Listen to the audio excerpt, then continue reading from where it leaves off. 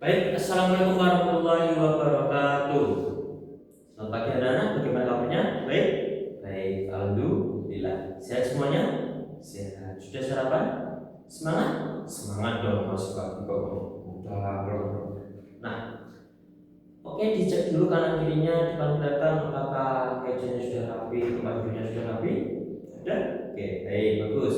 Kanan kirinya masih ada sampah, bawahnya laci. Di atas meja masih ada sampah. Kalau masih ada silakan dibuang di luar terlebih dahulu. Sudah? Sudah. Untuk padanya masih sudah rapi, sudah dimakan semua. Kerudung, rambut, rapi, aman, aman. Tidak ada yang mengganggu ya. Oke.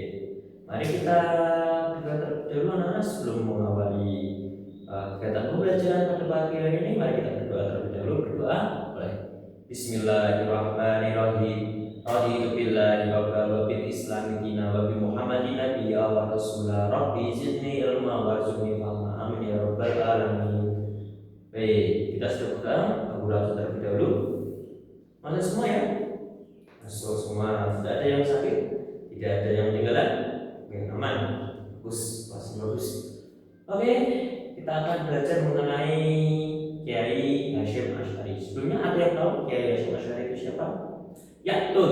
Kiai Hasyim Asy'ari itu pendiri Nahdlatul Ulama. Beliau ini lahir di Jombang, Jawa Timur pada 14 Februari 1871. Dan kalau kita untuk silsilahnya, beliau ini sampai kepada Joko Tingkir. Nah, anak-anak, pada umur ke-13 tahun, beliau ini sudah menunjukkan tanda-tanda kecerdasan dan kokohan pada diri beliau. Terbukti dengan apa?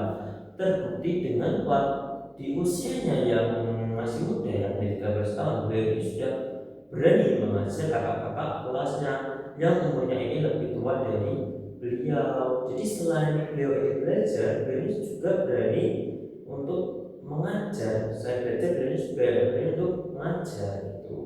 Lalu pada usia ke-15 tahun, beliau ini sudah berani, sudah berkelana belajar dari berbagai pondok pesantren di Jawa dan Madura. Salah satunya di Pondok Syekhona Khalil Bangkalan, Madura. Nah, anak-anak, pada tahun 1893 beliau ini pergi ke Mekah dan menetap selama 7 tahun di sana. Beliau ini belajar kepada guru-guru yang sangat hebat sekali, yakni kepada Syekh Mahmud Termas, Syekh Muhammad Khatib Al-Min Al-Haqawi, Imam Nawawi Al-Bantani, dan masih banyak guru-guru yang lainnya. Nah, karena beliau ini belajar di guru-guru yang hebat, maka beliau ini juga hebat. Karena guru-gurunya cerdas, beliau ini juga cerdas sekali. Terbukti dengan apa? Beliau ini kembali lagi mengajar anak-anak. Dan murid beliau ini siapa? Salah satunya Kiai Asnawi Kudus, ada juga Ki Dahlan Kudus, Kiai Bisi Syamsuri, lalu Ki Soleh Ayu, dan masih banyak lagi. Tentunya beliau ini juga melahirkan murid-murid yang hebat sekali. Nah, sepulangnya beliau dari Mekah, beliau ini mendirikan pondok pesantren Tebu Irang. Selain beliau ini sebagai seorang alim ulama, beliau ini juga merupakan seorang petani dan pedagang yang sukses. Terbukti dengan apa? Dengan kemampuan bertani dan berdagangnya itu, beliau ini mampu menghidupi keluarga yang menghidupi pondok pesantren yang lewat hasil bertani dan perdagangan beliau ini. Nah, jadi dari kecil kita juga sudah dididik untuk mandiri. Lalu apa sih karya-karya beliau? Karya-karya beliau yang cukup familiar di telinga kita, yaitu Al-Adab Al-Alim wal Mutaqalim. Tentunya masih banyak lagi, anak-anak bisa baca lagi di materi atau buku modul yang sudah Bapak berikan ini tadi. Di situ ada banyak sekali karya-karyanya. Kalau kita mau pelajari, kita tidak akan kehabisan untuk mempelajarinya itu, karena karya beliau itu sangat banyak sekali. Lalu apa saja sih kisah teladan dari beliau? Yang pertama, ada khidmat kepada guru. Pada saat beliau belajar kepada Syekhona Khalil Bangkalan, beliau melihat gurunya ini begitu sedih. Kenapa? Guru, kau ini bila sedih, bila cemas. Ini cincin aku ini hilang, tidak tahu kemana. Ya sudah tahu dulu, beli lagi, kenapa repot-repot? Ya tidak bisa, karena ini cincin peninggalan istri saya, nanti kena marah. Nanti kalau beliau marah gimana? Karena tidak dekat dengan gurunya ini anak-anak, beliau mencarikan cincinnya, bahkan sampai ke WC. Oh ini guru, ketemu. Nah dari situ wajah gurunya, wajah si orang boleh dan ceria. Nah dari situ juga hubungan mereka ini semakin lebih dekat, semakin intens. Terbukti dengan apa? Sampai beliau ini menemani Kiai Haji Masyari untuk mendirikan Nahdlatul Ulama. Untuk bisa terjadi kedua apa? Khidmat kepada NKRI. Pada zaman dahulu kita kan masih dijajah Belanda dan Jepang kan. Nah, pada saat di masa penjajahan beliau ini melakukan resolusi jihad, fatwa jihad pada tanggal 17 September 1945 yang isinya untuk memerintahkan umat Islam untuk melawan penjajah Belanda, karena melawan penjajah itu merupakan kewajiban untuk kemerdekaan Indonesia. Karena itu sebagai kita sebagaimana kita tahu dijajah itu rasanya nggak enak dan itu harus dihapuskan dari muka bumi. Makanya beliau itu mementingkan berseru kepada umat untuk bersama-sama bersatu untuk melawan penjajah. Jadi beliau ini mempertahankan kemerdekaan Indonesia dan menekankan persatuan dan kesatuan serta kewajiban melawan penjajah demi kemerdekaan Indonesia. Yang ketiga, beliau ini mengajarkan pendidikan pesantren karakter kebangsaan. Karakter kebangsaannya ini apa aja Pak Guru? Yang pertama itu ada mandiri. Mandiri di sini yang tadi sudah Bapak sebutkan, mandiri dari pangan, ekonomi. Lewat apa? Lewat berdagang dan bertani.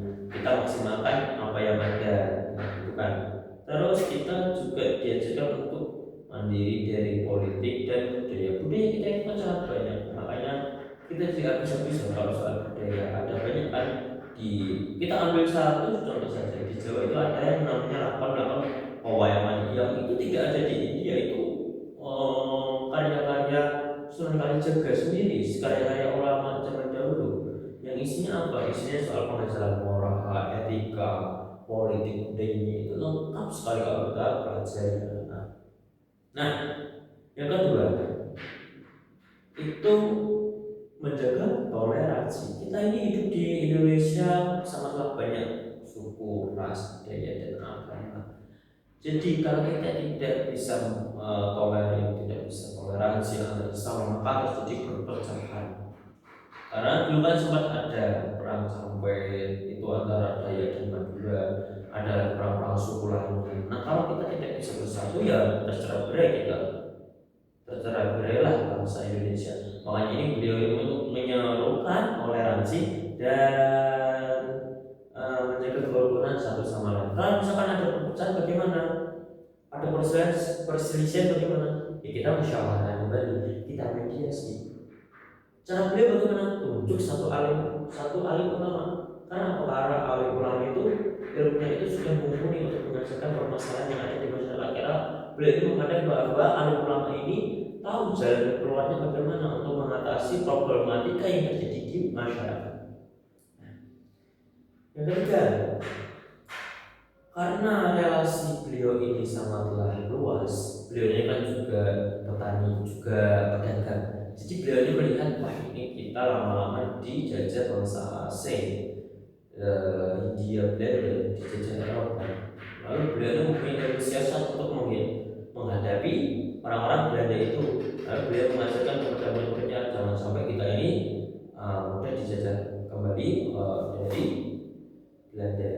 Nah, selain itu kita diharuskan juga untuk menjaga kebudayaan kita, karena kebudayaan kita ini sangatlah banyak, terbukti dari suku bangsa yang ada itu sangatlah banyak, dan dari suku bangsa ini pasti kebudayaan juga berbeda. Kalau kita tidak menjaga kebudayaan kita, maka budaya kita akan mudah diklaim oleh bangsa yang lain. Kita kan dulu sempat viral marah kepada orang-orang asing. Misalkan wah itu reok diakui Malaysia, keras diakui Malaysia. Wah, itu kan hebat sekali. Maka kayak Hasyim Asy'ari sudah melihat seperti itu, maka kita diharuskan untuk melestarikan, menjaga kebudayaan kita agar tidak apa, agar tidak mudah hilang, tidak mudah diakui oleh bangsa yang lain. Karena budaya itu menjadi perekat dan rasa kesatuannya tetap ada di situ. Untuk selanjutnya yang terakhir, ini menyuruh kita untuk memaksimalkan potensi yang ada dan jangan lupa untuk selalu menjaga alam. Menjaga potensi yang ada ini bagaimana?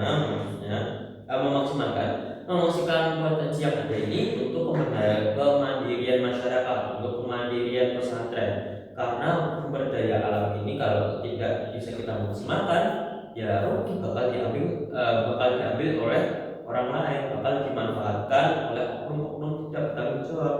Kalau sudah dikelola oleh oknum yang tidak bertanggung jawab, maka alam ini akan rusak. Makanya beliau ini menyerukan untuk menjaga alam. Kalau di lingkup pondok pesantren itu, kenapa kok pondok pesantren itu letaknya di dekat sumber mata air? Ya, itu salah satunya untuk menjaga sumber mata air agar mampu dikelola dengan baik, agar tidak disalahgunakan. Karena air itu sebagai sumber penghidupan. Jadi kalau kita menjaga alam, maka alam akan menjaga.